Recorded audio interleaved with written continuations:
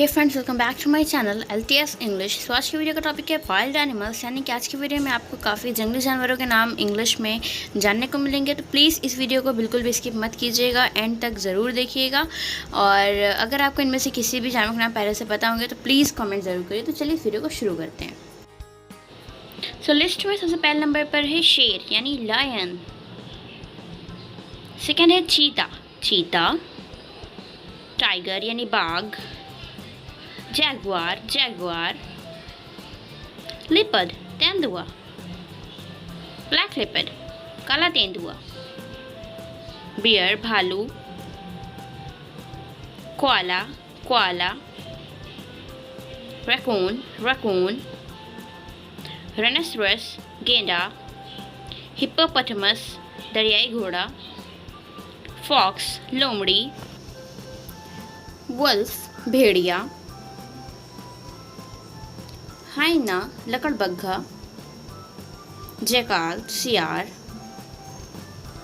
Monkey बंदर। Gorilla वनमानुष। Chimpanzee. बबून लंगूर। Bison जंगली सांड। याक जंगली भैंस। रेंडियर बारहसिंगा। मस्क डियर कस्तूरी मृग। जेब्रा। जिराफ।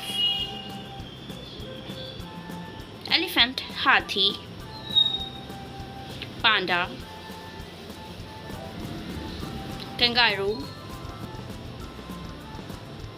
बोर जंगली सुअर। ब्लू काऊ नीलगाय। मंगूज नेवला। Now next one is porcupine शाही porcupine. cougar. Armadillo wormy. Squirrel गिलहरी। wombat धानी मृक्षक। मोल छछूंदर।